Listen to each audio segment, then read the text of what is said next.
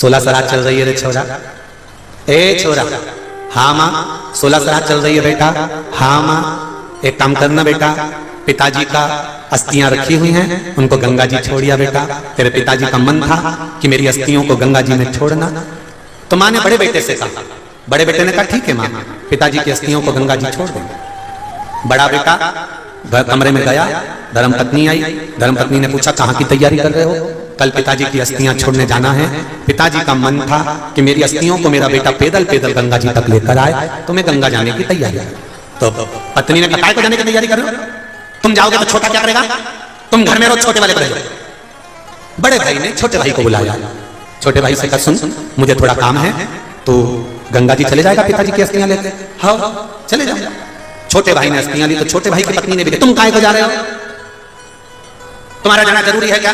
छोटे भाई ने कहा अरे गंगा जी यहीं तो है, 60-70 किलोमीटर दूर गंगा जी है, मैं अभी छोड़कर आता हूँ, सवेरे निकलूंगा, रात तक पहुंच जाऊंगा, वापस आ जाऊंगा, उसमें क्या दिक्कत है? और उसने अस्थियां उठाई, माता जी को कहा मैं जा रही हूँ, और अस्थि लेकर चला। चलते चलते चलते चलते 15 किलोमीटर पहुंचा, और 15 किलोमीटर पहुंचने पे वो थक गया, पाँव में पड़ गए छाले। उसने विचार करा राम बहुत थक गया, अरे बहुत थक गया, इतना थक गया। तो वहीं से एक आदमी निकल कर जा रहा था, उस व्यक्ति को रोककर पूछा भैया एक बात बताओ, मैं ये यहाँ बैठा हूँ, इसके नीचे से ये पानी निकल के जा रहा है, तो क्या ये नाला है? अच्छा, तो ये पानी कहाँ जा रहा है? तो कहा ये गंगा जी में आगे जाके मिल जाता। उसने सोचा भगवान ने बड़ी कृपा करी, जब ये पानी गंगा जी में जा रहा है तो अस्थियां ही छोड़ दे। उन्हें पिताजी की अस्थियों को वहीं छोड़ दी। पिताजी की अस्थियों को छोड़कर और बेटा वापस घर आ गया। माँ ने पूछा बेटा पिताजी की अस्थियों को छोड़ आया? हाँ माँ छोड़ आया। रात को पिताजी माँ के स्वप्न में आए और कहा, सुबह माँ को क्रोध आ गया, बेटे को बुलाया इधर आ, पिताजी की अस्थियों को कहां छोड़कर आया? क्यों मां, हुआ क्या? तेरे पिताजी मेरे सपने में आके बोले कि छोरा मेरी अस्थियों को नल्ले में पटक कर आ गया 20 किलोमीटर दूर, वहां से 40 किलोमीटर गंगा बची थी। इतने में लड़के को आ गया गुस्सा, और गुस्से में आकर बोला मां ये पिताजी की आदत कभी नहीं छूटेगी, 40 किलोमीटर उधर जाने की अपेक्षा 20 किलोमीटर तक काय को आ गया? अगर जाना ही था तो उधर 40 किलोमीटर आगे चले जाते, या 20 किलोमीटर आगे सपने में बोलना जरूरी था। माँ जाते नहीं बना कि वहां चले जाऊं 40 किलोमीटर। माँ ने माथा ठोका, बेटा तू उसको नल्ले में क्यों पटक के आया? अब तो पटक ले भैया, संसार सागर है, कोई नहीं किसी का बस। जब तक श्वास चल रही है, जब तक आप हो तब तक आपके सम्मुख में सब है, और जिस दिन श्वास चलना बंद हो गई उस दिन कुछ नहीं बचेगा। ये संसार संसार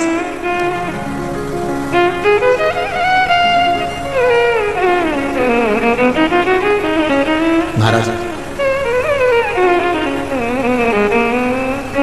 कर ले प्रभु से प्यार फिर पछताएगा, झूठा है संसार धोखा खाएगा। बड़ा मुश्किल है, बड़ा महाराज अपने स्थान पर बैठकर भगवान शिव के मूल मंत्र का जाप करेंगे। शिव महापुराण के मूल मंत्र का स्मरण सब हृदय से बाबा से निवेदन करते हुए, बाबा से विनती करते हुए के साथ में आनंद के साथ करें। श्री शिवाय नमस्तुभ्यं, श्री शिवाय नमस्तुभ्यं, श्री शिवाय नमस्तुभ्यं, श्री शिवाय नमस्तुभ्यं, श्री शिवाय नमस्तुभ्यं। भोला सब दुख काटो मारा, भोला सब दुख काटो मारा। शिव शंकर जपते माला, भोले बाबा जपते माला, भोला सब दुख काटो मारा, भोला सब दुख काटो मारा। भगवान शिव की आराधना, भगवान शंकर का मंत्र जाप, भगवान शिव का स्मरण, शिव भक्ति का एक सुख, आवाज पकड़ रहा है, शिव भक्ति का एक स्मरण जीवन में। माता पिता गुरु, राजा, ये चार जो पात्र हैं ये युग के निर्माता। देखिए, दक्ष प्रजापति की दो बेटियां स्वाहा, स्वधा। स्वाहा अग्निदेव को दी गई, स्वधा पितरों को दी गई। आप जब यज्ञ करते हो तो उसमें जो स्वाहा का उच्चारण करते हो ये धर्म पत्नी। ओम ब्रह्मवे स्वाहा, तो आप जब स्वाहा का उच्चारण कर रहे हो, स्वाहा का जब उच्चारण कर रहे हो तो उसमें अग्निदेव की धर्म पत्नी का उच्चारण। और जब आप स्वधा का उच्चारण कर रहे हो, कौन सा उच्चारण? जम के बोलो जरा, जम के। स्वधा, स्वधा का उच्चारण कर रहे हो तो ये पितृदेव की धर्म पत्नी का। अब थोड़ा ध्यान देना, जितने लोग आस्था पर सुन रहे हो, जितने लोग फेसबुक पर सुन रहे हो, और जितने इस पावन पंडाल और पंडाल के बाहर जहां जहां बैठकर सुन रहे हो, ध्यान दीजिए। गर्भ में संतान रहे और गर्भस्थ यदि संतान है, उसके शरीर का निर्माण पितृ कर रहा है।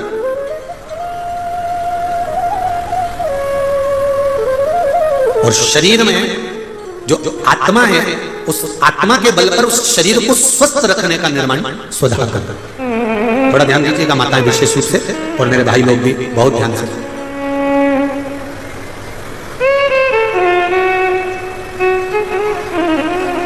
स्वधा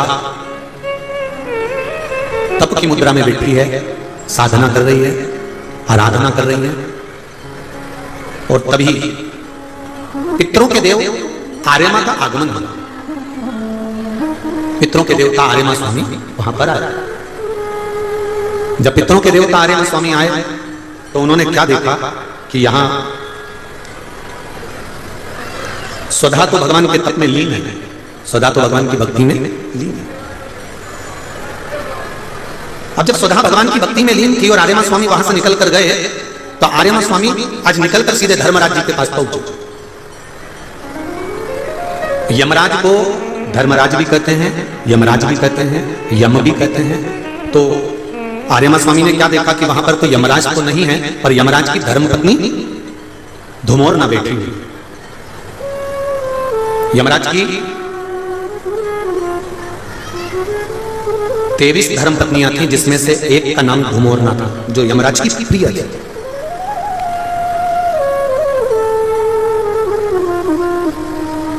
और धुमोरना, जिसको हमारे यहां पर युद्ध के मैदान में जब आपस में युद्ध होता है, लड़ाई होती है, एक दूसरे से जब युद्ध होता है और युद्ध में किसी को मारा जाता है, तो मारना नहीं कहते उसको, काटना नहीं कहते उसको कहते हैं वध। धुमोरना का एक नाम वध भी है।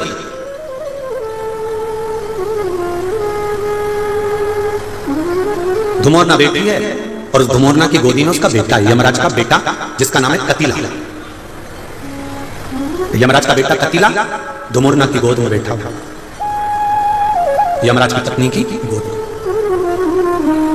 आर्यमा स्वामी का आगमन हुआ। आर्यमा स्वामी ने जब धुमोरना को देखा तो प्रणाम किया, माताजी आप यहां पर हो, केवल एक निवेदन है आपसे। धुमोरना ने पूछा, बोलिए आर्यमा जी कैसे आना हुआ आर्यमा स्वामी? आर्यमा स्वामी कहते हैं, मुझे बस केवल जो स्वधा माता तप कर रही हैं, उन तप करती हुई माता के पास आपको जाना और केवल पूछना है कि आप तप क्यों कर रही हो। तो धुमोरना ने कहा कि मैं, अगर मुझे देखकर स्वधा कहीं भय तो नहीं खा जाएगी, स्वधा में कोई भय तो उत्पन्न नहीं होगा। थोड़ा ध्यान देना कथा पर विशेष। हमारे यहां पर एक प्रसंग बुजुर्ग माताएं बहुत पहले से कहती आई हैं, शायद यहाँ पे भी जितनी बुजुर्ग माताएं बैठी होंगी वो जानती होंगी। 9 महीने में नारी के गर्भ में जब 9 महीने बच्चा रहता है, तो कोई एक महीना ऐसा होता है जिस महीने में बुजुर्ग माताएं कहती है कि नदी नाले मत नहाओ। बोलो सही है कि गलत है? अरे जम के बोलो जी जी सही है। एक महीना ऐसा होता है, वो 7वां हो कि 6ठा हो कि 8वां हो, जो आपके स्मरण में होगा। कई माताएं कहती हैं और बुजुर्ग माताएं कहती हैं, तो बहुओं को लगता है ऐसा कोई होता है, ये तो ढोंग प्रपंच है, ये तो ढकोसला होगा, ये तो ढोंग होगा।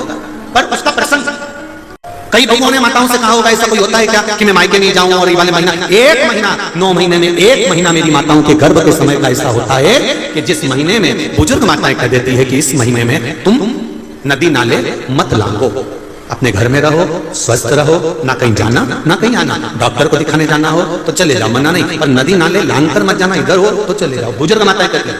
अब इन बुजुर्ग माताओं को किसने बताया ये कि नदी नाले मत लांगना? वो प्रसंग यीशु महापुराण की तर्पण जो शिव पुराण की कथा आप सुन रहे हो, वो प्रसंग यहां मिलता है कि स्वधा तप कर रही है और उसके तप करते समय वो अपने बच्चों को जन्म देने वाली है, और उस समय पर यमराज की धर्मपत्नी धुमोरना समझाने के लिए आई है।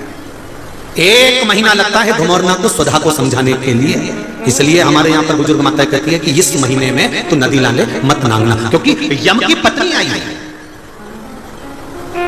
जब गर्भस्थ बच्चा रहता है, जब गर्भ में संतान रहती है, गर्भ में जब औलाद रहती है, गर्भ में जब संतान रहती है, तो नारी के 9 महीने में से 1 महीना ऐसा निकलता है, बच्चा पूरी तरह से स्वस्थ होगा, धड़कन भी होगी, सब कुछ होगा, तुम भी अच्छे रहोगे, और 9 महीने में 1 महीना कष्ट का तो जाता ही है, ये निश्चित है। क्यों? क्योंकि उस समय पर स्वधा के पास में धुमोरना यमराज की पत्नी आकर बैठी थी। जिस समय पर स्वधा अपने बच्चों को प्रकट कर रही थी, तब उस समय पर धुमोरना आकर विराजमान हो गई, यमराज की पत्नी आकर विराजमान। अब नई नई बहुएं तो इस बात पर विश्वास नहीं करती हैं, पर मुझे आश्चर्य इस बात का होता है कि बुजुर्ग माताएं कितनी विद्वान होगी पुराने समय की कि उनको शिव महापुराण की ये संवाद धुमोरना का यमराज की पत्नी का किसने सुना होगा।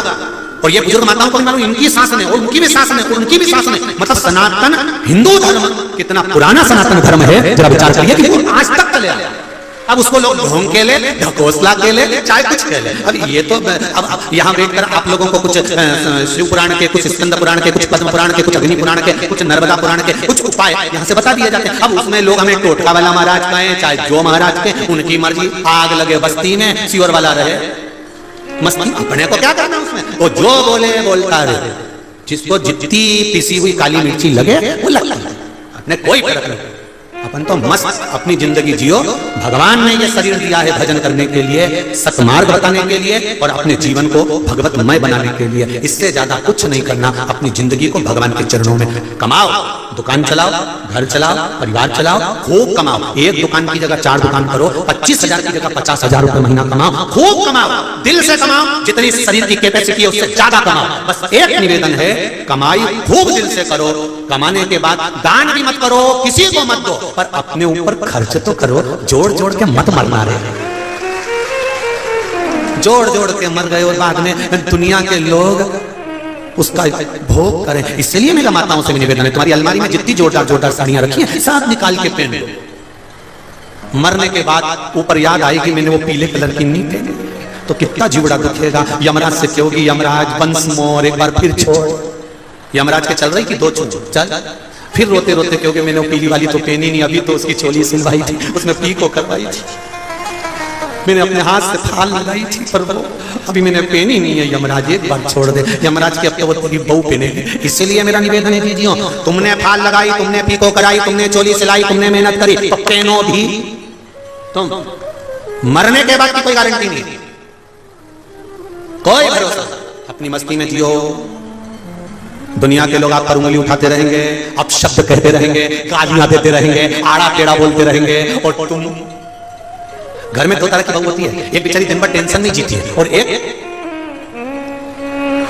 मुस्कुरा के बेफिक्र। एक घर में समझदार बहू होती है और एक बिल्कुल पागल।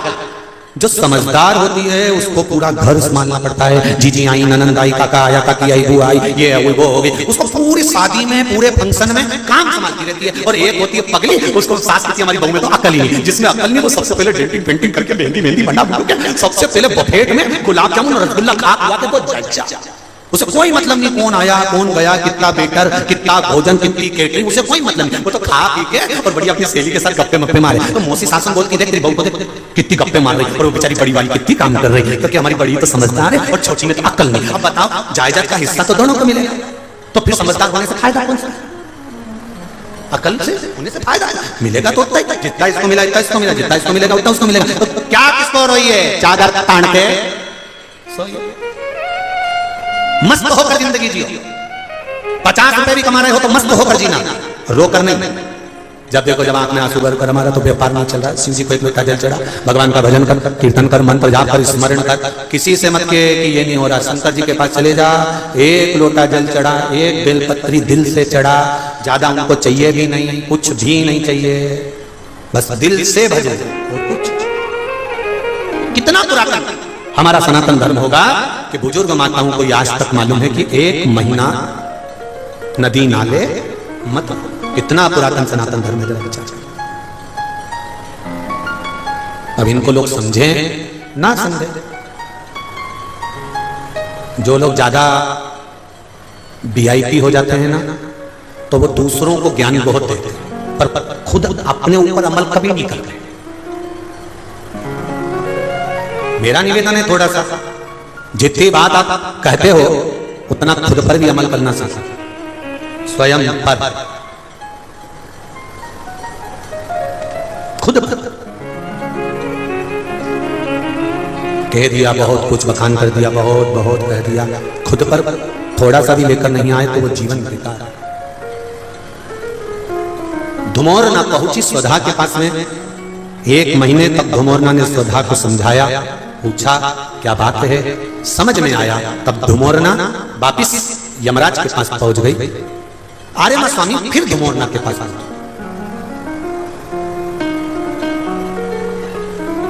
वापिस जिस नारी को डॉक्टर ने कह दिया कि इसकी डिलीवरी हो सकता है 8वें महीने में हो जाएगा, बच्चा 9 महीने तक रिस्क नहीं ले सकते, 8वें महीने में या 7वें महीने में बच्चे को जन्म देना पड़ेगा, ऑपरेशन करना ही पड़ेगा।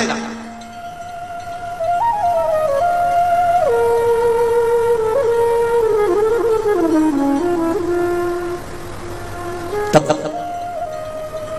केवल एक बेलपत्री पर रखा हुआ एक चावल का दाना नारी का हाथ का स्पर्श कराकर स्वधा माता का नाम लेकर अशोक सुंदरी की जगह मालूम है सबको, अशोक सुंदरी वाली जगह पर केवल चढ़वा दीजिए, वो बच्चा पूर्ण तरह से 90 महीने में ही जन्म लेगा, 8वें में नहीं, और स्वस्थ। क्या नाम लेना है, नाम बोलो पहले, चमके बोलिए जरा, आप लोगों से इसलिए बुलवाना है कि आप भूल ना जाओ, फिर से बोले स्वधा, स्वधा का स्मरण। स्त्री, नारी और पुरुष, चाहे बेटे हो चाहे बेटियां हो, नारी हो पुरुष हो, ये उदर से जुड़ा हुआ हरनिया, उदर से जुड़ी हुई पथरी या जो भी एक पत्र आए हैं, पत्र बहुत सारे आए हैं पर समय निकलता है इसलिए इस पत्र को हम लोग नहीं कर रहे, पत्र इधर भी है बहुत सारे हैं पर, और लोगों ने लिखा बड़ा सुंदर सुंदर है। इसमें आया है कि एक बच्चे के 5 पथरी है और पथरी की गांठ पड़ गई, वो भी किडनी लीवर के पास, तो जिसने पत्र लिखा है वो स्मरण में, चाहे पुरुष हो चाहे स्त्री हो, चाहे बेटे हो चाहे बेटियां, अगर उदर से जुड़ा हुआ कोई भी प्रॉब्लम है तो स्वधा का नाम स्मरण और शिव जी पे चढ़ाई गई एक दुर्वा, एक बेलपत्र या एक चावल का दाना और जल, ये बहुत फल देने वाला, बहुत। स्वधा, फिर से नाम बोलिए एक बार, स्वधा, स्वधा का महाराज धुमोरना के पास में वापिस आर्यमा स्वामी पहुंच गए, और आर्यमा स्वामी जब धुमोरना के पास पहुंचे, धुमोरना अपने बेटे कटीला को लेकर बैठी थी। कटीला का धुमोरना कटीला को ज्ञान उपदेश दे रहे थे, जिस समय पर आर्यमा स्वामी का आगमन हुआ। गलती थोड़ी सी होती है और भोगना बहुत पड़ता है। एक छोटा सा संवाद का स्मरण करें। आपको गुस्सा आया, आपको क्रोध आया, अगर आपने क्रोध पर संयम कर लिया तो ठीक है, आपने अपने क्रोध पर संयम कर लिया तो ठीक है। किसी ने कुछ कह दिया, तुम्हें गुस्सा आ गया, तुम्हें क्रोध आ गया, तुमने चक्कू उठाया, तलवार उठाई, बंदूक उठाई और दो कितनी देर लगी, मात्र 5 मिनट लगे, तलवार ठोक दी, चक्कू मार दिया। अब जरा विचार करिए, आपको क्रोध आया, किसी ने कुछ कह दिया, किसी ने कुछ बोल दिया और चक्कू मारने में केवल 5 मिनट लगे, 10 मिनट लगे, तलवार मारने में 20 मिनट लगे, बंदूक मारने में 2 मिनट 5 मिनट लगे। पर जरा विचार करिए, बंदूक की गोली तो लग गई, तलवार भी लग गई, चक्कू भी लग गया, पर भोगना कितना पड़ेगा? थोड़ी सी देर के क्रोध में 10 मिनट में सारा काम हो गया। अब 10 मिनट का क्रोध तुमसे पाप करा दिया, अब वो 10 मिनट के पाप को 10 साल 20 साल 25 साल भोगो।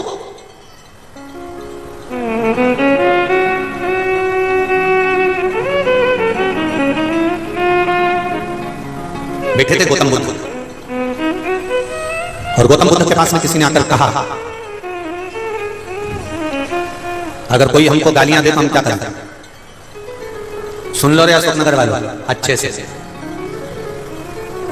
तुम्हारे अशोकनगर में भी जरा गाली का ट्रैक बहुत सुंदर है, सर अच्छे से सुन लेना जरा। तुम्हारे यहाँ बहुत जरा जरा सी बात में इधर गुटखा भरा रहता और तुरंत चालू हो जाता। तुम्हें व्यासपीठ पे बैठो इसमें बोल नहीं, तुरंत यहाँ पान भरा और चालू, गुटखा भरा और चालू। गाली का ट्रिक बहुत है वो किसी किसी को तो जानते भी नहीं तो भी बक दी है, तो है ही ऐसा, बक बुका के बुझ जाए बुझ जाए बुझ जाए। अब बक तो दी तुमने, बोल तो दिया। गौतम बुद्ध का चरित्र कथा, गौतम बुद्ध बाबा से पूछा गया कि कोई हमको गाली दे, कोई हमको अपशब्द कहे, कोई हमको ताना दे, कोई हमको आड़ा टेढ़ा बोले, तो हमें क्या करना चाहिए? अब जरा विचार करिएगा, जरा विचार करिए।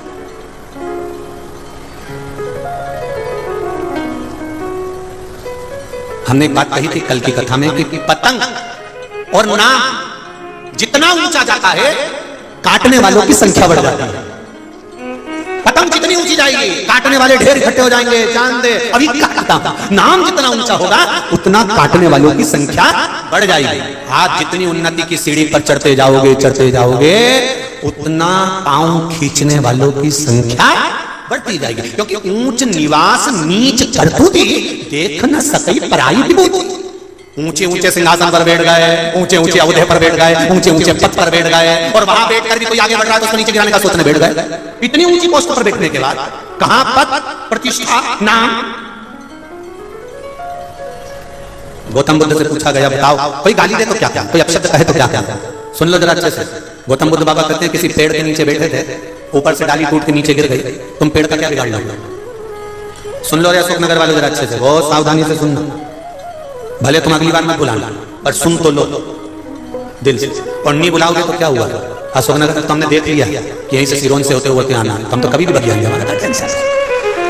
तुम अच्छे से सुन लो, और अपने सांसद महोदय तो हैं, उसमें कोई दिक्कत वाली बात नहीं है। कथा कभी भी कह देंगे सांसद जी कथा, सांसद जी बोले मंडी है, चलो चलो उसमें क्या, उसमें कोई विशेष दिक्कत वाला कोई क्रम नहीं है। परंतु ध्यान से सुनना, गौतम बुद्ध से किसी ने पूछा कि कोई हमें गाली दे, कोई हमें अपशब्द कहे, कोई हमें ताने दे, कोई हमारे लिए आड़ा टेढ़ा बोले, हमें क्या करना है? गौतम बुद्ध ने कहा पेड़ के नीचे से निकल रहे थे, और पेड़ के नीचे से निकलते निकलते डाली टूट कर तुम्हारे ऊपर गिर गई, तो तुम क्या करोगे वो बताओ? तो उसने कहा क्या करेंगे, डाली को एक साइड पटक के घर चले जाएंगे। तो बस गौतम बुद्ध कर रहा है, कोई आड़ा टेढ़ा बोले तो समझ लो इसके पेड़ की डाली टूट के नीचे गिर गया, इसको कोई अपने वापिस झगड़ा करने थोड़ी ना जाएंगे। इसलिए भगवान का भजन करो और अपने घर जाओ। आग लगे बस्ती में और अपन रहो, उसको पकने दो, उसको आड़ा टेढ़ा बोलने दो, वो जितना बोलेगा बोलता रहे। तुम घर में प्रैक्टिकल करके देखना, जब सास खूब गाली दे, खूब, मेरा बहुओं से निवेदन है, वो गाली दे तुम आंख में सुरमा लगाना, पेंसिल से लाइन खींचना, और फिर डब्बा भरना, फिर इधर नीली, इधर कत्थई, इधर मार, और भर के और बढ़िया पल्लू में पटरी मटरी लेके और सास के साथ जाके ऐसा कर। इतने में तो सास सोचेगी गजब की है, गजब की है ये गुनाह वाली, तो गजब की क्या हो, वो बोले बोलने दो, वो पके पकने दो, अरे वो कहने दो, उसके कहने से कुछ नहीं होगा। हमारी अम्मा कहती थी कौवा के कोसने से पाड़ा नहीं मरता। तुम्हारे यहाँ कोई कहावत हो तुमको लिख के भेज देना, हम कल कथा में बोल देंगे। कौवा के कोसने से पाड़ा नहीं मरता, किसी के अपशब्द बोलने से, आड़ा टेढ़ा बोलने से, ताने देने से किसी का कुछ नहीं बिगड़ता। बस इस आत्मा से किसी का दिल मत दुखाओ, किसी के लिए आड़ा टेढ़ा मत बोलो, किसी के हृदय को ठेस न पहुंचे, मस्ती में जिंदगी जियो। हम पहले भी कहे दुख बहुत है, शंकर जी के मंदिर में जाओ प्रणाम करो। बहुत ज्यादा दुखी हो शिव मंदिर में थोड़ी स्माइल दो। शंकर जी को भी पार्वती जी बोलेगी इतना दुखी है, उसके बाद भी मंदिर में मुस्कुरा कर आती है। शंकर जी कहेंगे ये मेरे मंदिर में आकर मुस्कुराई है, इसलिए मैं इसको हमेशा मुस्कुराने का वर देता हूं। ये फिर रोएगी नहीं कभी, मुस्कुरा सुधा। के पास से धुमोरना चली गई, अपने बेटे को ज्ञान उपदेश दे रही कि थोड़ी सी देर का पाप करा और भोगना 10-20 साल पड़ा। यही जीवन है मनुष्य का। पाप थोड़ी सी देर का होता है और भोगना ना जाने कितनी योनियों में पड़ता है। कभी पशु, कभी पक्षी, कभी जलचर, कभी थलचर, कभी वायुचर, ना जाने कितनी कितनी योनियां हमको मिलती रहती है। इसलिए बार बार कहते हैं मत बुरे कर्म कर वरना पछताएगा, भगवान की आंखों से तू बच नहीं पाएगा, तू बच नहीं पाएगा। अरे ओ अज्ञानी मत कर नादानी, तेरे कर्म का फल भी तू ही पाएगा, जैसा किया तूने तेरे आगे आएगा। मत बुरे कर्म कर बंदे वरना पछताएगा, भगवान की आंखों से तू बच नहीं पाएगा, तू बच नहीं पाएगा। अच्छा कर्म करते चलो। धुमोरना के पास में आर्यमा स्वामी आ गए। आर्यमा स्वामी ने धुमोरना से पूछा कि ये पितरों की धर्म पत्नी स्वधा क्या चाहती है। धुमोरना ने कहा उसके गर्भ से संतान प्रकट होने वाले हैं। 3 बेटियों का जन्म स्वधा के सम्मुख में होने वाला है और वो 3 बेटियां साधारण नहीं है पितरों। वो पितरों की 3 बेटियां साधारण नहीं है। शिव महापुराण में वर्णन मिलता है, विदेश्वर संहिता में स्मरण मिलता है कि पितरों की धर्मपत्नी स्वधा के सम्मुख में 3 बेटियां प्रकट हो गई, मेना, धन्या, कला। 3 बेटी बहुत सुंदर बेटियां सामने प्रकट हुई। पितरों की धर्मपत्नी स्वधा के गर्भ से ये बच्चों का जन्म नहीं हुआ, उनके सम्मुख में तप, साधना और भक्ति से प्रकट कर, भक्ति से। जब डॉक्टर कह दे कि बच्चे की धड़कन नहीं है, जब डॉक्टर कह दे कि बच्चे को तकलीफ है, जब डॉक्टर कह दे कि इसको यह तकलीफ है, हम तो यहां तक कहेंगे जिनके बच्चा जन्म लेने के बाद में भी अगर माइंड से, श्रवण से, वाणी से, शरीर से अगर बच्चा जन्म लेने के बाद भी अगर तकलीफ में है तो स्वधा का स्मरण कर कर देसी गाय का घी शंकर भगवान पर लेपन कर ले। क्या लेपन करना है? देसी गाय, जर्सी गाय नहीं, देसी गाय का घी शिव जी पर सोमवार की अष्टमी के दिन लेपन करिए और लेपन कर कर उस घी को उंगली से उठाकर लिया। जो बच्चा दृष्टि से, श्रवण से, वाणी से, शरीर से जन्म के बाद में तकलीफ में है और अवस्था उसकी छोटी है, अगर वो 10 साल के अंदर अंदर का है तो उस बच्चे की नाभि में वो घी थोड़ा सा कुनकुना कर ठंडा होने के बाद उसको डालिए और बच्चे की उस घृत से नैनों के पास, श्रवण शक्ति के पास थोड़ी थोड़ी मालिश करना सुधा माता के नाम से प्रारंभ करिए। थोड़ा दिन 2-3 महीने कर कर देखिए, बच्चे में थोड़ा थोड़ा सा फल आना प्रारंभ हो जाएगा और धीरे धीरे ठीक होगा। ये कुछ नाम शिव महापुराण के कुछ नामों का स्मरण करा करो। पहला है तुमरूका। क्या नाम है? तुमरूका। ये गर्भस्थ धारण करने के लिए होते हैं। जिसको 20-20 साल, 25-25 साल तक संतान नहीं होती उसके लिए तुमरूका जी का नाम था, जिसने शिव महापुराण की कथा को वाचन किया है। कुंदकेश्वर महादेव, अवधूतेश्वर महादेव, चंपेश्वर महादेव,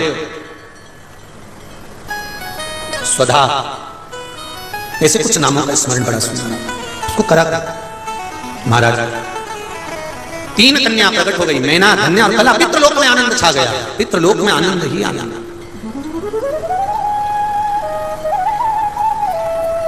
दक्ष प्रजापति के घर में बेटियां जन्म ली तो खूब नगाड़े, ढोल, बैंड बाजा बजाया गया, बड़ी प्रसन्नता हुई। हिमालय राज के घर में बेटी ने जन्म लिया, पार्वती ने, तो बड़ी प्रसन्नता हुई। जनक जी के घर में बेटी ने जन्म लिया, बड़े प्रसन्न हुए। वृषभानु जी के यहाँ राधा जी का जन्म हुआ, बड़े प्रसन्न हुए। पर यह नियम किसने लगा दिया कि बेटे का जन्म होता है तो ढोल नगाड़े बजते हैं और बेटी का जन्म होता है तो सास चूल्हा के पास और मां पलंग पे रोती है कि बेटी का जन्म हो गया। शास्त्र उठाकर देखिए, पुराने समय से बेटी के जन्म पर कितनी खुशियां मनाई जाती हैं। बेटी के जन्म पर कितना आनंद होता है। क्यों? क्योंकि बेटा एक कुल को तारता है और बेटी दो कुल को तारती है। इसलिए बेटी के जीवन का खुशियां मनाना चाहिए। पर ना जाने कौन ने ऐसी अकल भर दी सब में, पता नहीं कौन ने ऐसी अकल दे दी कि बेटा जन्मे तो खुशियां मनाओ, खूब लड्डू पेड़ा गुलाब जामुन बड़ा बड़ा लड्डू बना के भेजो, बहू को भी खूब हरी रात खिला जापा का लड्डू, और लड़की हो जाए तो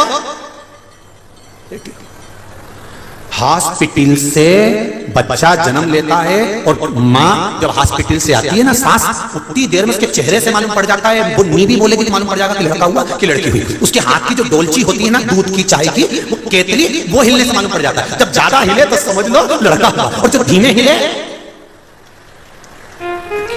वो केतली हिलने से मालूम पड़ जाता है कि छोड़ी हुई। एकदम चुप केतली लेके चली जा रही है। फिर तो पूछो भी मत कि लड़का हुआ कि लड़की हुई, समझ जाओ केतली नहीं हिल रही। जब केतली ज्यादा हिले तो समझ लो कि लड़का।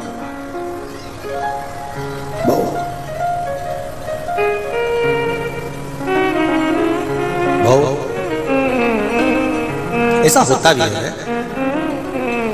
कई लोग अच्छे पद पर रहते हैं ना, बहुत कोई डॉक्टर है, कोई कमिश्नर है, कोई कलेक्टर है, कोई एसपी है, कोई टीआई है, कोई मंत्री है, कोई बड़े बड़े पद पर जो लोग रहते हैं, कोई सांसद, कोई विधायक, बहुत मिनिस्टर, ये जो बड़े पद पर रहते हैं ना, ये इनके भीतर बहुत नम्रता रहती है, ये निश्चित है। ये इतने गुस्से या क्रोध या ये चीज नहीं, परंतु इनके जो साथ में रहते हैं ना, जो इनके असिस्टेंट, वो कहते हैं ना चाय से ज्यादा केतली गर्म होती है। दिक्कत यही है। वो बेचारा एसपी साहब को कह रहे हैं कोई बात नहीं निकलने दो, नहीं सीटी बजा।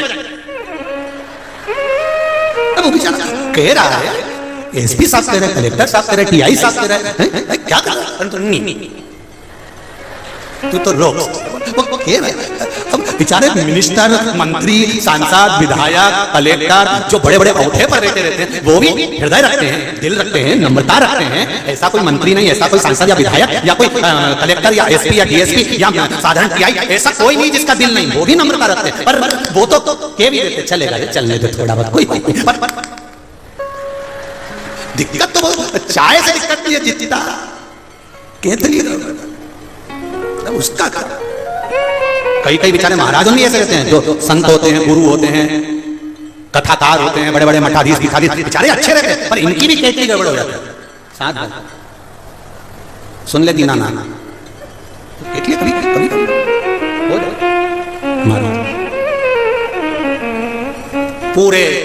पूरे आनंद के साथ खुशियां मनाई जा रही है। निवेदन करूंगा शोकनगर की इस धरा से, बेटा जन्म ले जितनी खुशी आपको होती है, बेटी के जन्म पर वही खुशी दुगनी होना चाहिए कि बेटी ने जन्म। दो कुल को तार रही हैं मेरी बेटियां, दो कुल को। बहुत इनको जब मेहनत करते हुए देखते हैं, घर परिवार ऑफिस सब जगह पर जब मेहनत, एक साधारण सी बात है, पति ऑफिस से आता है और पत्नी ऑफिस से आती है।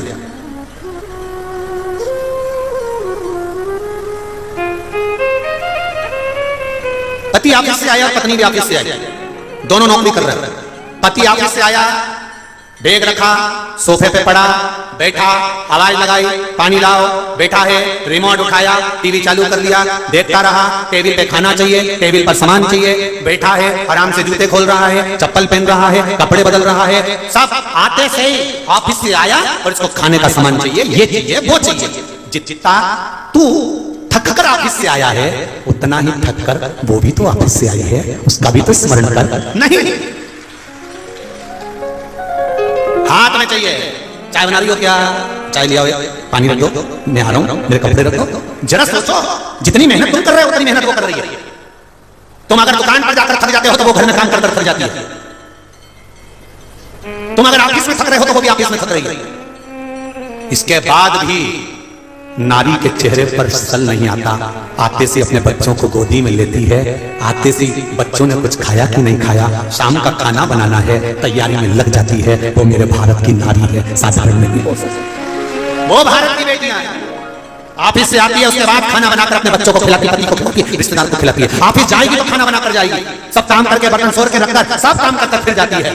ये मेरे भारत की बेटियां हैं, विदेश की नहीं। विदेश की बेटी का तो विदेश की एक माता का पति मर गया, कब्र में पति को दफना दिया और वो पत्नी पति की कब्र पे पंखा कर रही थी। भारत का एक संत गया, उसने जाकर देखा कि हमारे यहाँ की माताएं तो पति के साथ सती हो जाती हैं, और ये तो विदेश की माताएं तो हमारे भारत की माता से भी बड़ी है। पति मर गया तो उसकी कब्र पे पंखा कर रही है। संत ने जाकर पूछा, जी तुम्हारा पति मर गया, तुम पंखा क्यों कर रही हो? उसने कहा, हमारे अमेरिका का नियम है, जब तक पति की कब्र सूखती नहीं है तब तक हम दूसरी शादी नहीं कर सकते, इसलिए सुखा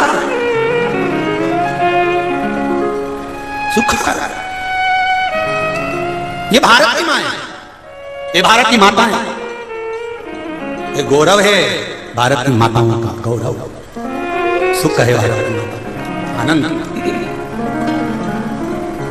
महाराज शिव पुराण कर रहे, इसीलिए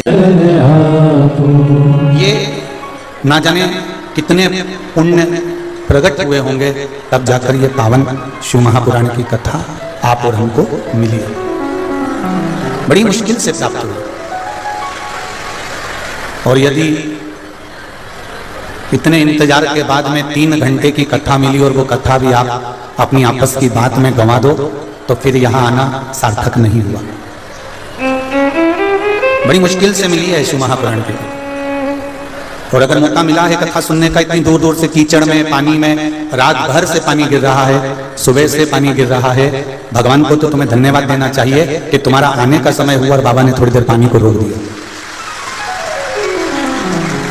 और वो इतना कीचड़ पानी में अपने बच्चों के साथ, पति के साथ, परिवार के साथ यहाँ कथा में आए हो, और अगर 1 मिनट की भी कथा यदि आपकी छूट जाती है, आप आपस की बात में, बैठने में, उठने में, ये समय अगर बर्बाद कर दिए तो फिर जैसे आए थे वैसे की वैसे चले गए, कुछ हाथ में नहीं लगा, कुछ प्राप्त नहीं। जो मिल रहा है उसको पड़ोसन कितनी भी बात करे, आप मौन रहकर उस कथा का तत्व ग्रहण करो, जिसके लिए आप 3-4 घंटे से बैठे हो। आप कथा को श्रवण करने के लिए अपने माना कीचड़ हो रहा है, पानी हो रहा है, बैठक व्यवस्थाएं सब अच्छी कर रखी है, पर जैसा मिल रहा है उसको ग्रहण करते हुए अपनी जिंदगी को सब बड़ी मुश्किल से मिली है शिव पुराण।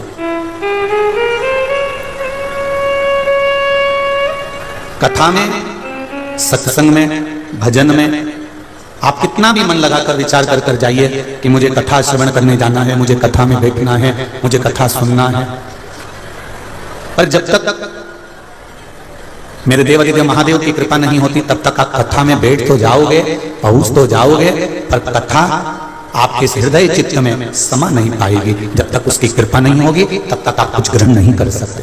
बड़ा मुश्किल है, बड़ा मुश्किल। तेरी कृपा बिना न हिले एक भी अणु, लेते हैं श्वास तेरी कृपा से तनो तनु। बखान क्या करूं मैं राखों के डेरा, चपटी भगोत में खजाना कुबेर का। एक विश्वास रखकर हम अगर परमात्मा की भक्ति कर रहे हैं, एक भरोसा रखकर यदि हम भगवान का भजन कर रहे हैं, तो ये निश्चित है उसका फल हमको मिलेगा जरूर। वो फल छूटने वाला नहीं है, वो प्राप्त जरूर होगा। किसी ने एक प्रश्न किया है कि गुरुजी भरोसा कैसा करना चाहिए, विश्वास कैसा करना चाहिए, भरोसा कैसा होना चाहिए, विश्वास कैसा होना चाहिए? तो शिव महापुराण की कथा का ये शब्द अपनी जिंदगी में उतार कर रखना। जितने लोग आस्था चैनल पर सुन रहे हैं, फेसबुक यूट्यूब पर सुन रहे हैं, और जितने अशोकनगर के इस मंडी प्रांगण के जितने पंडाल, लगभग 7-8 पंडाल जितने भी यहाँ से वहां तक दिख रहे हैं, जहां जहां आप लोग बैठे हुए हो, तो जहां जहां तक बैठे हुए अपने हृदय में एक बात उतार कर रखना। लोग कहते हैं कि भरोसा कैसे करना है, विश्वास कैसे करना है, तो शिव महापुराण की कथा कहती है एक बच्चे को जब हवा में उछालते हैं और हवा में उछालते हैं उस बच्चे को, तो वो बच्चा मुस्कुराता है, वो बच्चा हंसता है, वो बच्चा प्रसन्न होता है। हवा में उछल रहा बच्चा प्रसन्न होता है, हंसता है, मुस्कुराता है। क्यों? क्योंकि उस बच्चे को मालूम है कि मुझे गिरने कोई नहीं देगा और मुझे अपनी गोदी में कोई ना कोई झेल लेगा। ऐसा विश्वास मेरे महादेव पर रखो। जीवन में कितना भी दुख आए, आप भरोसा पक्का रखो तो वो गोदी में झेल जरूर लेगा, वो झेलेगा जरूर। आपकी भरोसा, आपकी दृढ़ता, आपका विश्वास अगर दृढ़ है, विश्वास पक्का है, तो वो झेल लेगा। देखिए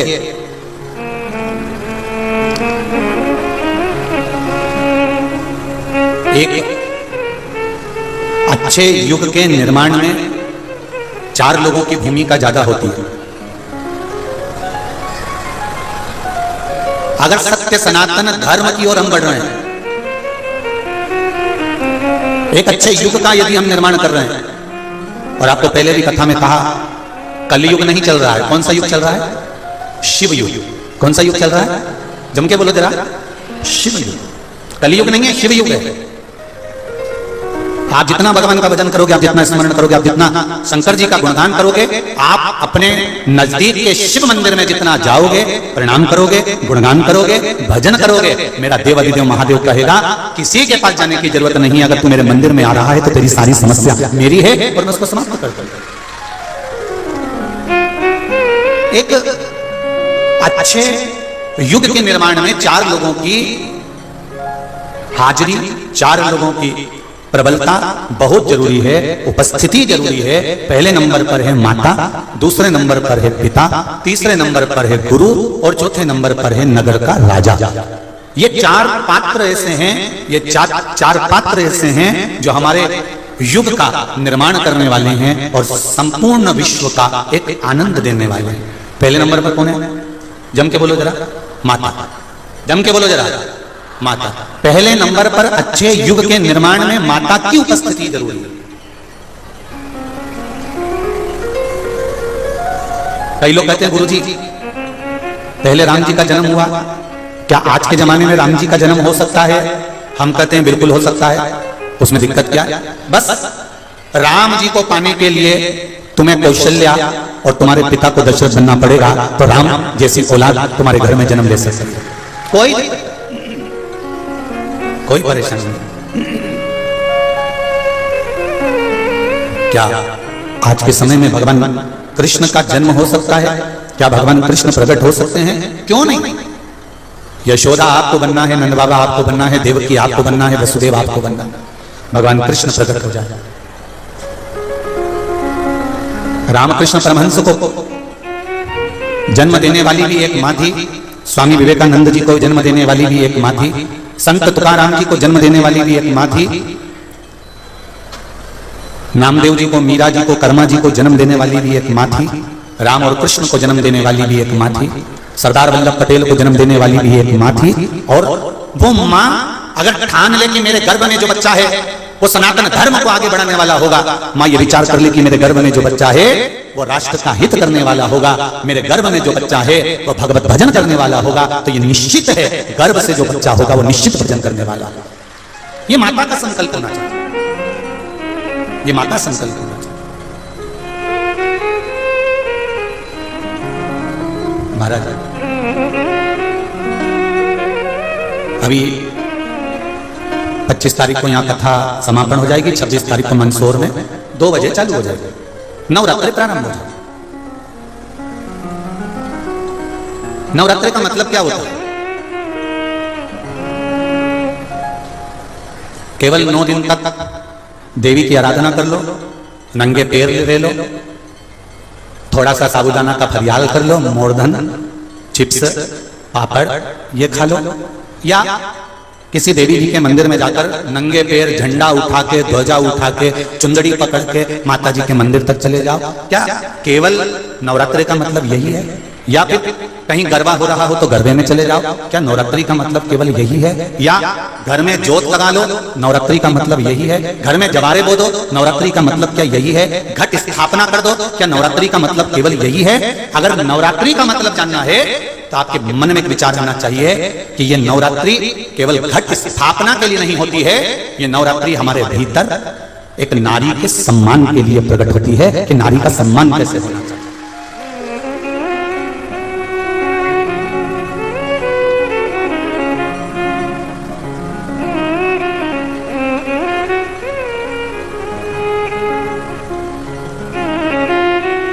एक नारी का आदर क्या होता है? एक नारी का सम्मान क्या होता है? एक नारी के विचार उसकी सोच, उसकी दृष्टि क्या होती है।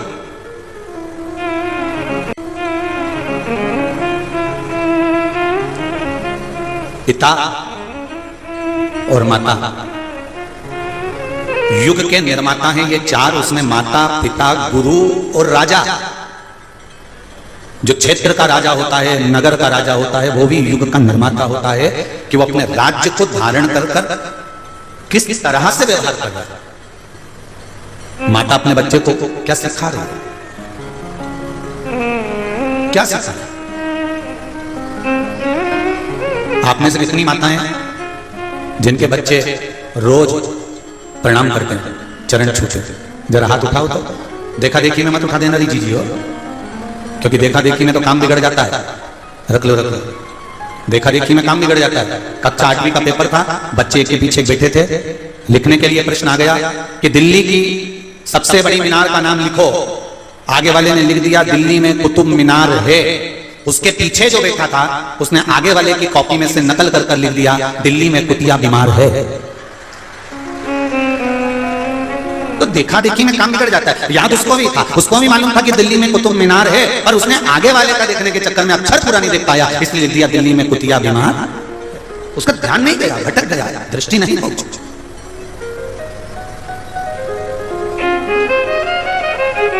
हजारों लाखों की संख्या में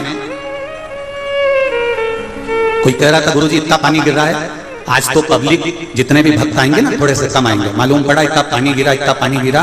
हमको क्या मालूम था कि जैसे पानी की बूंदें टपक रही थी ऐसे तुम टपक रहे थे। सही में ये सोचा था कि रात भर से पानी गिर रहा है तो कम हो जाएंगे, पर यहाँ तो और दूसरे दूसरे तंबू में भरे बैठे, वो टेंट मेंट सब दूर दुकान में तंबुओं के बाहर। गजब गजब है। धन्य है अशोक नगर के निवासी, आपको धन्यवाद, बहुत बहुत साधुवाद, बहुत बहुत साधुवाद। अब इतनी माताओं ने हाथ उठाया, सबने, किसी ने हाथ उठाया कि मेरे बेटा मुझे प्रणाम करता है, नमन करता है, दंडवत करता है, प्रणाम करता है। जितनी माताएं बैठी हैं इन सबसे निवेदन है, बांस जब तक गीला है इस बांस को नवा लो। बांस अगर सूख गया तो उसको नवाओगे तो वो टूट जाएगा। बच्चा जब तक छोटा है उसको झुकना सिखा दो, अगर झुकना सीख गया तो वो आगे बढ़ जाएगा, ये निश्चित है।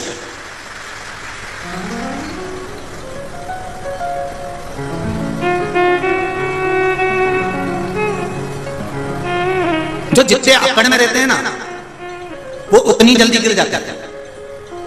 मुख के अंदर दांत और जीवान, जीवान कितनी नरम है, एकदम कोमल, एकदम लचीली, और दांत जो मिल जाए काट खाए, जो मिल जाए चबा जाए। तो दोनों में सबसे पहले कौन गिरता है? बोलो जमते बोलो। जीवान का कुछ बिगड़ता है, आखिरी तक भी मरते दम तक जीवान मुंह में रहती है। तो जीवान से दांतों ने पूछा कि तू आखिरी तक रहती है और हम बीच में चले जाते हैं। तो जीवान ने कहा केवल मेरी नम्रता, मेरी लचकता और मेरे झुकने का जो अंदाज है, बस उसके कारण मैं नम्र रहती हूँ, नरम रहती हूँ, कोमल रहती हूँ, लोगों के आगे झुकती रहती हूँ, तुम्हारे आगे हमेशा दुबक कर नम्रता के साथ रहती हूँ, इसलिए आखिरी तक टिकी रहती हूँ। और तुम बात बात में लड़ाई झगड़ा, बात बात में काटना, तो इसलिए तुम टिक नहीं पाता। बहुत कठिन है, बहुत कठिन है। एक प्रसंग पहले भी सुनाया, आज फिर सुना रहा। एक नदी ने समुद्र से जाकर कहा समुद्र मांग तुझे क्या चाहिए? समुद्र ने कहा नदी मुझे कुछ नहीं चाहिए। नदी ने कहा समुद्र तू मुझे जानता नहीं है, मैं बहुत बड़ी नदी, बहुत विशाल, तुझे जो लगता हो वो मुझसे मांग ले। नदी कहती है मुझसे मांग समुद्र। समुद्र कहता है मुझे कुछ नहीं चाहिए, सब मुझ में है। समुद्र में माणिक, मोती, औषधि, रतन, हीरा, पन्ना, सब सब समुद्र के अंदर।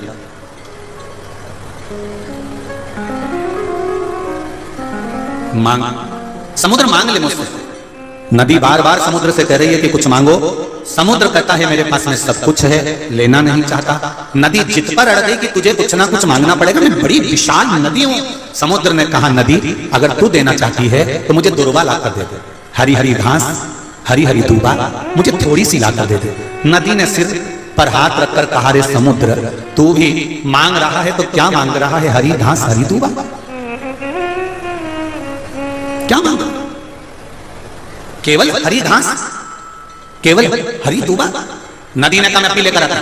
नदी अपने पानी से घाट पर किनारे पर जितनी घास लगी थी, जितनी दूबा लगी थी, नदी अपने जल से उस दूबा को तोड़ने लगी। जैसे ही नदी का जल दूबा पर जाता है, घास पर जाता है, घास नीचे झुक जाती है। नदी का पानी फिर जाता है, घास फिर झुक जाती है। नदी का पानी फिर जाता है, घास फिर झुक जाती है। और आखिरी में नदी समुद्र के पास आकर बोली, रे समुद्र, मैं तेरे लिए घास दूबा नहीं ला सकी। समुद्र ने कहा, नदी तुझमें तो क्या किसी में सामर्थ्य नहीं है कि झुकने वाले को उखाड़ सके। वो दूबा झुकती थी इसलिए तो उखाड़ नहीं। वो दूबा झुक रही है तेरे आगे इसलिए तो उखाड़ नहीं पाता।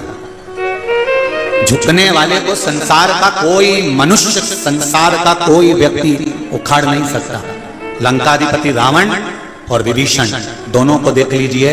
विभीषण झुकना जानता था और रावण अकड़ना जानता था। बहुत तेज हवा चलती है, बहुत तेज हवा चलती है तो बड़े बड़े जो वृक्ष ठूट जैसे खड़े रहते हैं, वो सारे वृक्ष, सारे पेड़ टूट कर नीचे गिर जाते हैं। और जो नरम होते हैं वो हवा में भी लड़कर खड़े रहते हैं, क्योंकि झुकने में जो सुख है, नम्रता में जो सुख है, वो सुख अकड़ने में नहीं मिल सकता, वो नहीं मिलेगा, प्राप्त नहीं हो सकता। हम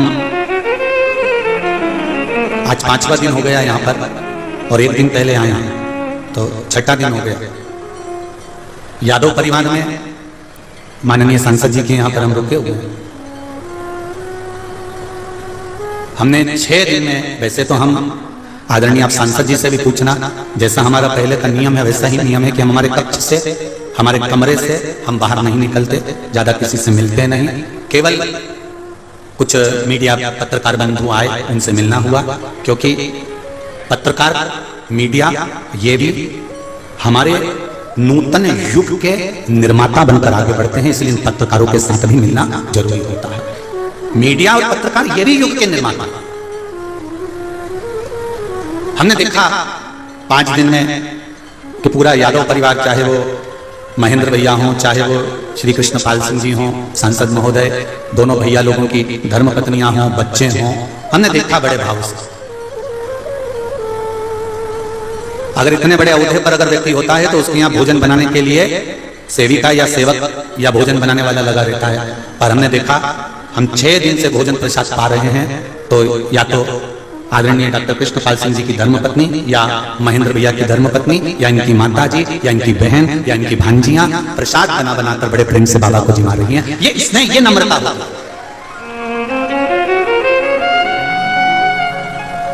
और एक व्यक्ति में इतनी अकड़ आ जाती है, हम कौन, लल्लन जी। और एक नम्रता सीखने को मिलती है अशोकनगर की इस धरा से, एक नम्रता सीखने को मिलती है अशोकनगर के इस यादव परिवार से कि नम्रता किसको कहते हैं, सहजता किसको कहते हैं।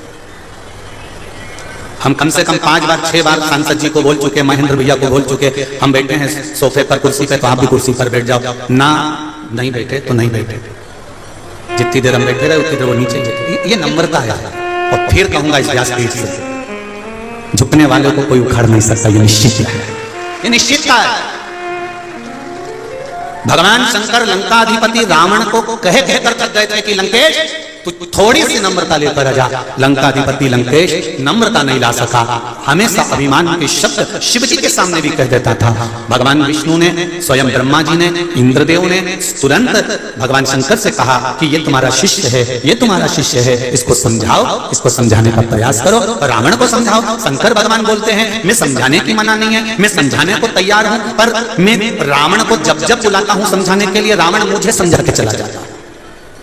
जब जब चेला गुरु को ज्ञान देने लगे तो समझ लो कि अब चेले का विनाश का समय। तुम इनको समझाते क्यों नहीं हो? मैं तो समझाता, मैंने समझाने में क्या मना था? आपको एक कथा में कहा था, हिंगोली की कथा, जैसे यहां पर मंडी में हो रही है, वहां पर भी मंडी में हुई थी। हिंगोली की कथा में कहा था, जिस बच्चों को, जिन नवयुवक बेटा बेटी को अपने माँ बाप के शब्द बुरे लगने लगे और बाहर वाले मित्र दोस्तों के शब्द, पड़ोसियों के शब्द, दूसरों के शब्द अच्छे लगने लगे, समझ लेना कि उस बेटा बेटी का उद्धार कभी नहीं हो सकता, एक ना एक दिन वो धोखा खाएगा। एक ना एक दिन वो धोखा खाएंगे, ये निश्चित है। जिसको अपने माँ बाप के शब्द, माता पिता के शब्द, गुरुजन के शब्द, घर के बड़ों के शब्द बुरे लगने लगते हैं, एक ना एक दिन उसको संसार में धोखा खाना ही पड़ता है। ये निश्चित है, निश्चित है।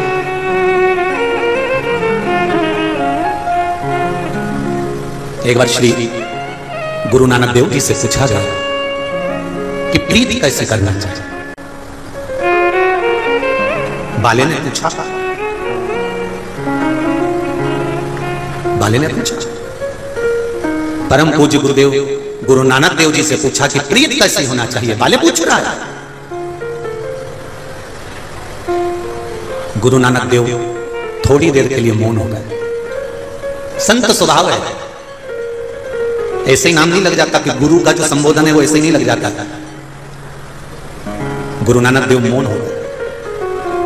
शब्द गुरु नानक देव जी के मुख से निकल गया, वाले तू पूछ रहा है कि प्रीत कैसे करना चाहिए। तो नानक देव जी कहते हैं, प्रीत करो सो ऐसी करो जैसे लोटा डोर, गलो फसावे आपनो जी और पानी पीवे ओ। अगर संसार में प्रीत करना है तो कुएं के अंदर जो मटका जाता है ना, वो मटका का मुंह रस्सी से बांधा जाता है, रस्सी से मुख बांधकर घड़ा पानी में जाता है और पानी भरकर लाता है। और देखो गला, घड़ा, मटका, गला अपना फंसाता है और पानी दूसरे को पिलाता है। ये प्रीति होना चाहिए, ये प्रीत होना चाहिए। प्रीत करो सो ऐसी करो जैसे लोटा डोर, गलो फसावे आपनो जी पानी पिए। गुरु नानक देव कहते हैं प्रीत का सबसे बड़ा आनंद है कि हम जिए। मना संसार का हर मनुष्य जीता है, अपने परिवार के लिए करता है, बच्चों के लिए करता है, अपनी पत्नी के लिए, अपने परिवार के लिए दिन भर कमाता है, दिन भर कमाता है। और गुरु नानक देव जी कहते हैं अपनी कमाई के लिए, अपने परिवार के लिए तो तुमने जिंदगी भर कमाया, पर उस कमाई में से थोड़ा सा भाग दूसरे के लिए भी करिए। इसलिए आपने देखा होगा संपूर्ण भारत के गुरुद्वारों में आप जब जाएंगे तब लंगर तैयार मिलता है। ये प्रीत का, ये स्नेह का, ये इसको प्रीत का था, इसको आनंद का था। महाराज ये प्रीत था। इसलिए कहते हैं जो बोले सो निहाल ससुरिये। ये भीतर का सुख होना चाहिए, ये भीतर का आनंद होना चाहिए, ये भीतर का एक आनंद तत्व होना चाहिए। अगर युग के निर्माता में एक माता, एक पिता, एक गुरु और एक राजा, ये चार सम्मुख में होना चाहिए। इसलिए कहते हैं माता युग के निर्माण में सबसे पहला पहलू है, पहली सीढ़ी है। इसलिए माँ अपने बच्चों को झुकना सिखाए कि बेटा घर के बड़ों के आगे, माता पिता के आगे, गुरु के आगे जितना झुककर नम्रता से आनंद के साथ चलोगे उतनी जिंदगी खुश होकर जियो। अकड़ नहीं रखना। एक अपना बल, अपने भीतर का विल पावर मजबूत रखिए। आपको अभी कथा में कहा था, बच्चा उछलता है, हंसता है, उसको मालूम है मुझे कोई पकड़ेगा। उसी तरह कितना बड़ा भी दुख आ जाए, कितनी बड़ा भी कष्ट आ जाए, जिंदगी के पहलू पर कभी भी दुख सामने आकर खड़ा हो जाए, तुम्हारे चेहरे पर मुस्कुराहट होना चाहिए, रोना नहीं। याद रखना अपने भीतर कि मेरा शंकर मेरे साथ खड़ा है, मेरा शंभू मेरे साथ खड़ा है, मेरा देव महादेव मेरे साथ खड़ा है। एक पत्र आया है, उस पत्र को देखिए। एक व्यक्ति को अगर कोबरा नाग डस जाए, किसी डॉक्टर से पूछना कि कोबरा नाग डसा हुआ व्यक्ति जिंदा रहेगा कि मर जाएगा, आपका क्या कहना है? कोबरा नाग डसता है और व्यक्ति के प्राण 22 मिनट के अंदर छूट जाता है। यह निश्चित है कि वो मरेगा।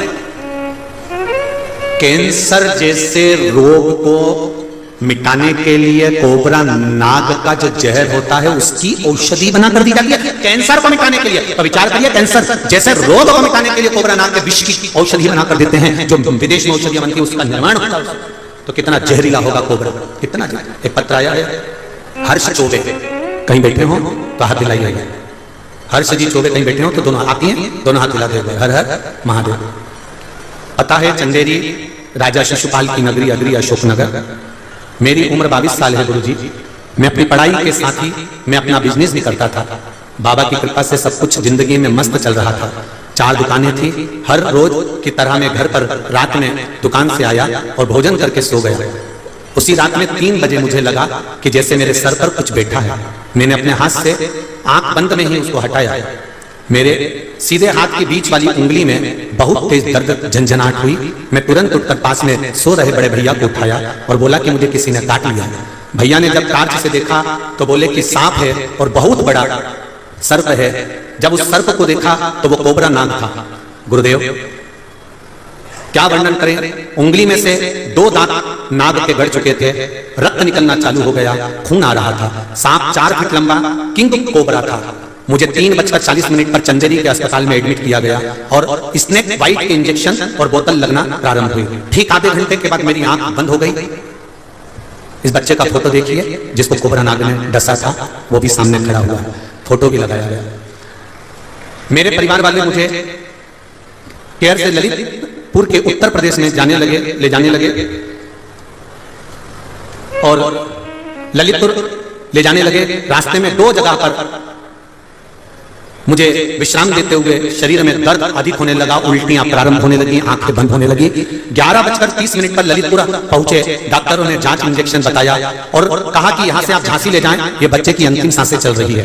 झांसी मेडिकल अस्पताल में लेकर गए तो वहां पर कह दिया अब इसमें कुछ बच नहीं रहा, इसको ग्वालियर ले जाओ। तभी मेरे घर के लोगों ने हाथ जोड़ के निवेदन करा कि आप महादेव के भरोसे पर आप इसी हॉस्पिटल में भर्ती कर लो। उसको उसी हॉस्पिटल में रखा। जवाबदारी मेरे माता पिता ने ली और मेरे मां ने मोबाइल चालू कर शिव महापुराण की कथा और श्री शिवाय नमस्तुभ्यं का जाप मेरे मोबाइल पर मेरे पास लगा दिया। गुरुदेव मुझे आईसीयू में भर्ती करा गया। बाबा की कृपा किसको कहते हैं गुरुजी? केवल शिव पुराण, ओम नमः शिवाय, श्री शिवाय नमस्तुभ्यं, केवल यही मेरे साथ था और मैं अंतिम घड़ी गिन रहा था। मेरे बाबा ने मुझे बचा लिया। ये शिव है। बैठो बेटा। हर हर महादेव। बैठ जाइए। गुरुदेव मेरे सर पर काल था पर मेरे महाकाल ने बचाया। तब से मैंने सोच लिया बाकी की जिंदगी मेरी महादेव की है और उसके लिए समर्पित रहा। बेटे ने अपना फोटो भी डाला है। शिव कृपा किसको कहते हैं? तेरी कृपा बिना न हिले एक भी लेते हैं श्वास, तेरी कृपा से तनु तनु। एक कैंसर वाली माता ने अपना पत्र लिखा, देखिए।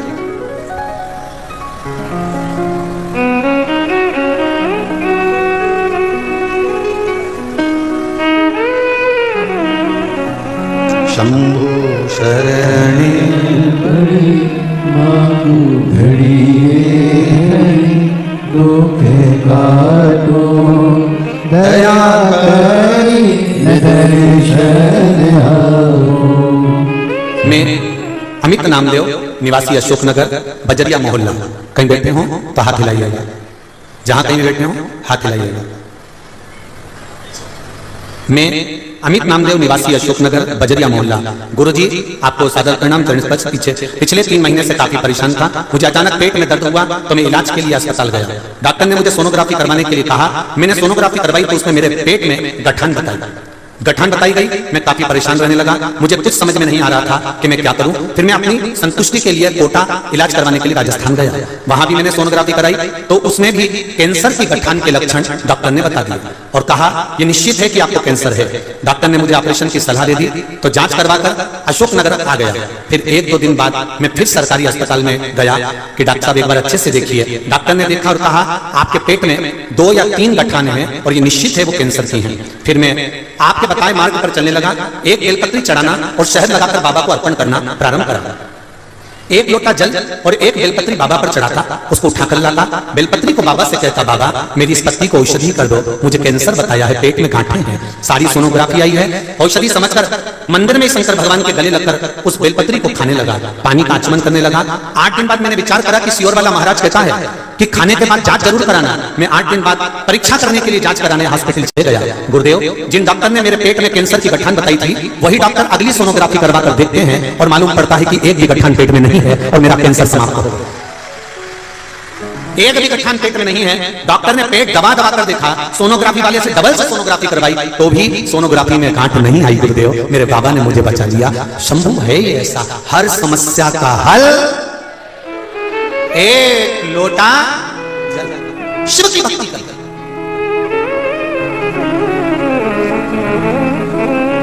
उसकी कृपा बिना नहीं, बड़ा कठिन है साहब। फिर निवेदन करूंगा अशोकनगर वालों, तुम्हारे तो दिल्ली के भाग्य से छीका टूटता है ना, ऐसा तुम्हारी किस्मत में यीशु महापुराण की कथा मिली है। ये भाग्य है। और आपकी कथा 25 तारीख तक रहेगी, 26 तारीख से मंदसौर में चालू हो जाएगी। और मंदसौर नगर के आसपास में जितने पशुपतिनाथ के मंदिर के आसपास, पशुपतिनाथ मंदिर के जितने इस प्रांगण के अंदर कथा सुनेंगे, मैं उनसे निवेदन करूंगा कि भाग्य है जो नवरात्रि की कथा आपको मिलेगी, वो भी मंदोदरी। शिव पुराण तो वही की वही है, केवल एक उद्देश्य पकड़ा जाता है, जैसे तर्पण, जैसे नवग्रह, जैसे मंदोदरी।